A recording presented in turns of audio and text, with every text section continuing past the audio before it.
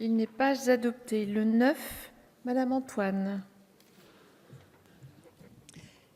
Oui, Monsieur le Ministre, le projet de loi pour une école de confiance prévoyant d'abaisser l'âge de l'obligation d'instruction à 3 ans, cet amendement propose de commencer l'enseignement de l'écriture et de la lecture à l'école maternelle. Les neurosciences montrent en effet que le développement cérébral de la zone du langage est le plus important entre 3 et 6 ans. Il importe donc de stimuler très fortement les jeunes enfants en matière d'acquisition des compétences langagières au moment de l'école maternelle. Merci Madame la députée. Madame le rapporteur. Défavorable parce que le détail des programmes ne relève pas de la loi, d'une part, et d'autre part, votre amendement est satisfait à la lecture du bulletin officiel qui décrit les programmes de la maternelle. Merci Madame le rapporteur. Pardon. Monsieur le ministre. Non, même avis. Je résiste à la tentation des développements. Je le mets aux voix avec avis défavorable. Qui est pour? Qui est contre? Il n'est pas adopté. Une série d'amendements soumis à discussion commune. Le 813, Monsieur Isaac Sibyl, je vous suggère de le présenter avec le 812, si vous en êtes d'accord. Oui, tout à fait. Merci Madame la Présidente. Donc, Monsieur le Ministre, chers collègues, donc il s'agit donc de la visite médicale obligatoire et on en a déjà parlé en commission. Trois choses. Plus le dépistage est tôt et précoce, plus il est efficace. Je parle de tout l'ensemble des problèmes acoustiques, visuels, 10 et toutes les maladies rares. Première chose. Deuxième chose, on sait que 40% seulement des enfants bénéficient d'une visite médicale obligatoire. Troisième chose, pour entrer à l'école, les parents doivent justifier pour l'enfant ses vaccinations, mais il n'est pas obligatoire que l'enfant ait déjà été vu par un médecin. Donc c'est par rapport à ces trois choses que je présente cet amendement. Compte tenu de l'abaissement de l'âge d'instruction à 3 ans, le présent amendement vise à faire pratiquer la visite médicale dès 3 ans, ou en tout cas à 3 ou 4 ans, enfin le plus tôt possible. Deuxième chose, comme on sait qu'effectivement que la médecine scolaire est en difficulté et qu'il y a des enfants qui sont déjà vus, l'intérêt c'est de pouvoir faire en sorte que seuls les enfants qui n'ont pas de suivi médical soient vus par les médecins scolaires, ce qui permettra que l'ensemble des enfants puissent être vus.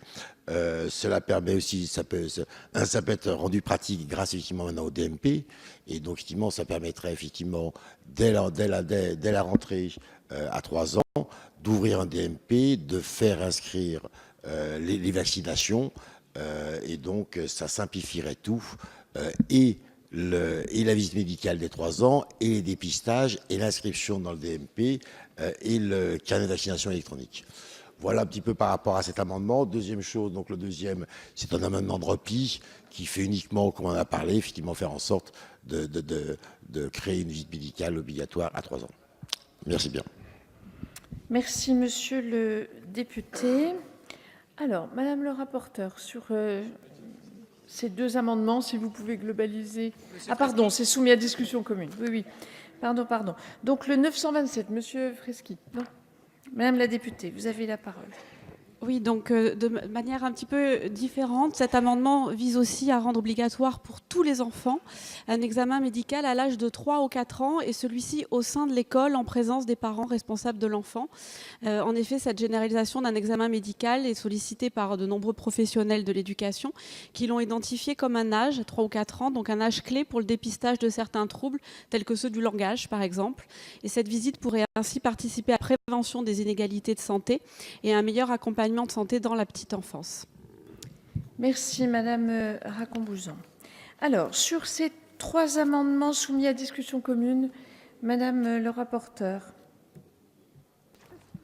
Oui, donc je vais donner un avis favorable à l'amendement qui vient d'être présenté par l'amendement de Stéphanie Ries qui vient d'être présenté par Catherine Racon. et un avis défavorable parce que dans la rédaction, en fait, il prévoit une visite médicale entre 3 et 4 ans et ça me semble effectivement plus conforme aux besoins et l'âge de 3-4 ans en moyenne section maternelle me semble plus judicieux. Donc avis favorable et défavorable sur les... Avis favorable sur le 812, c'est ça, madame? Non. Vous avez donné un avis favorable pour le 927 et défavorable pour les deux autres, n'est-ce pas? Très bien. Monsieur le ministre. Merci Madame la Présidente. Je vais avoir le même avis que Madame la rapporteure et en soulignant évidemment l'importance de ce que vous venez de dire. Cet amendement est de la plus haute importance. J'avais indiqué que cet enjeu était une des conséquences qu'on pouvait déduire de l'instruction obligatoire à 3 ans.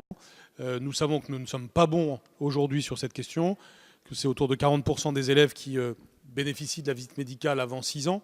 C'est évidemment un énorme problème. Nous nous étions dit avec Agnès Buzyn que nous chercherions à apporter remède pleinement à cela. D'une certaine façon, nous allons plus loin maintenant en écrivant que c'est à 3 ou 4 ans que cela pourrait se passer. Cela est vecteur de progrès potentiel très important. Cela nous oblige, ce ne sera pas facile, mais l'inscrire dans le code est évidemment une façon de s'y obliger parce que c'est un impératif extrêmement important de santé publique et puis de bon départ dans la vie scolaire et dans la vie personnelle de chaque enfant. On voit au travers de cet amendement les effets en chaîne positifs, potentiels de l'instruction obligatoire à 3 ans.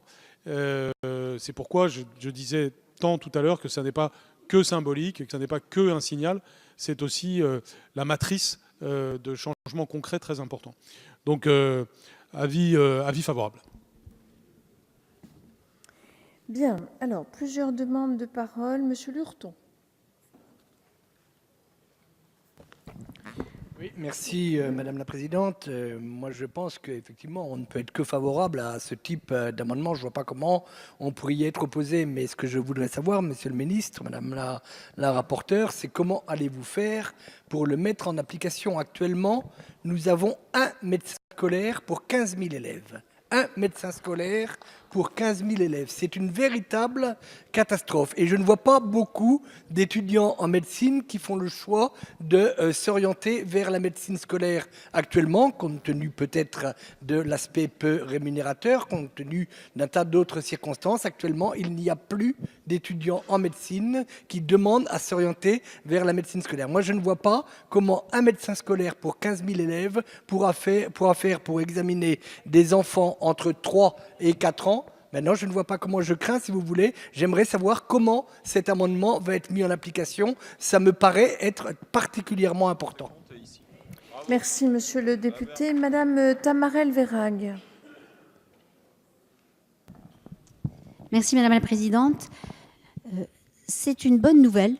Je pense que c'est une mesure indispensable. Quand on parle de la prévention et de la réussite des jeunes, il faut au plus vite être sûr que rien ne gêne les apprentissages notamment et le développement de l'enfant. Reste la question que vient de poser Monsieur Lurton. Il y a déjà au sein de l'éducation nationale et dans les maternelles la prise en charge des visites médicales par les services de PMI. Je pense qu'il y aura une organisation très certainement à trouver, en sachant que dans les compétences nécessaires, il y a ces compétences qui concernent les troubles des apprentissages, qui sont une expertise que doivent avoir ces médecins qui vont intervenir auprès des enfants. Après, il y aura sûrement des modalités à trouver, une organisation à trouver aussi. Est-ce que, comment s'appuyer avec le service infirmier, notamment, de façon à ce que soit mis en place. Et moi, la question, l'engagement que j'aimerais que vous nous faisiez là, Monsieur le Ministre, c'est sur le bilan des 6 ans. Parce que si on fait un bilan à 3 ans, ça n'est pas la même chose qu'un bilan à 6 ans, juste avant l'apprentissage notamment de la lecture et du langage écrit, où là, il faut vraiment un examen spécifique, notamment pour les enfants repérés déjà avec certaines difficultés. Voilà. Merci, Madame la députée. Monsieur Lecoq. Merci, Madame la Présidente. C'est vrai que cette disposition est intéressante et elle place au cœur de la formation, l'état de santé. Et c'est important parce que plus c'est anticipé, plus ça permet d'adapter la formation à la situation de la jeune personne et ça permet de garantir des réussites. Et moi, j'ai la même inquiétude que mes collègues. Moi, je vis dans ce qu'on appelle maintenant des déserts médicaux. C'est-à-dire, non seulement il n'y a pas de médecin scolaire, mais il n'y a pas de médecin du travail, mais il n'y a pas de médecin à la fac, mais il n'y a pas de médecin pour nous soigner, et il n'y a plus de médecins traitants pour prendre de nouveaux malades quand il y a des départs en retraite, etc. Et donc, on se retrouve dans cette situation où on va mettre une obligation, mais avec l'incapacité ou la difficulté ou la grande difficulté, mais au bout du bout, c'est les parents à qui on va demander d'avoir le certificat médical et qui vont se retrouver en difficulté.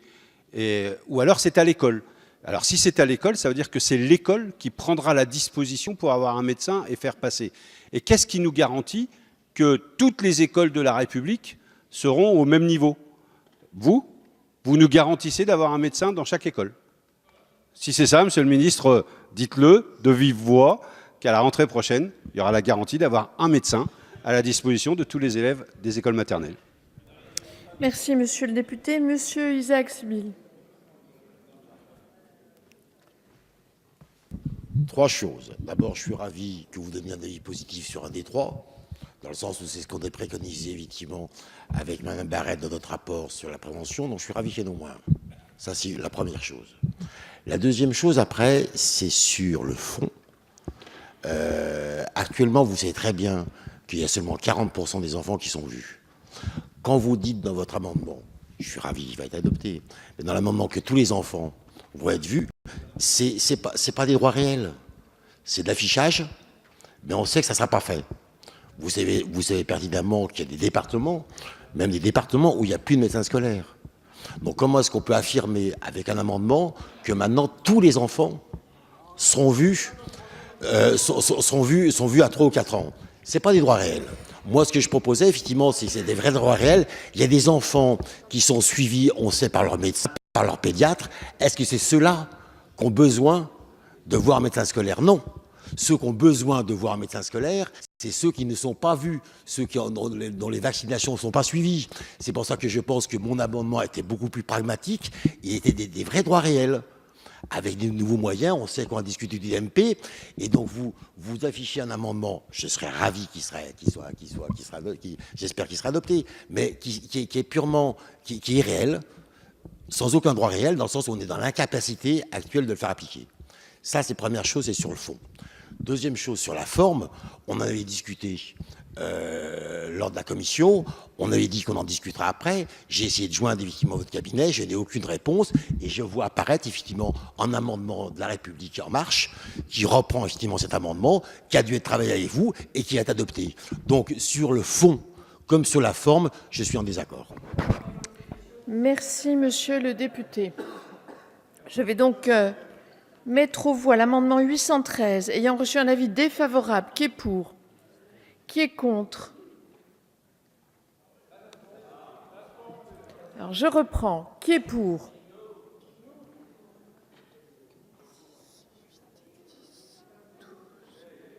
« 16, 18, 20, 22, 24, 26, 28, 30, 32. Qui est contre?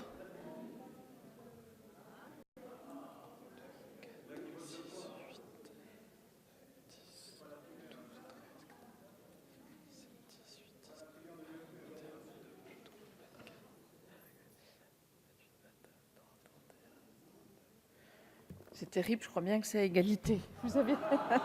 Avez-vous compté avec moi? Si c'est égalité, il est rejeté. Si c'est égalité, on me dit qu'il est rejeté. L'amendement 927, ayant reçu un avis favorable. Non. Quand il y a égalité, le vote le règlement est ainsi. On peut le déplorer, mais c'est ainsi. Donc le 927, ayant reçu un avis favorable de la Commission et du Gouvernement, qui est pour? Qui est contre? Il est adopté. Le 812, ayant reçu un avis, il tombe.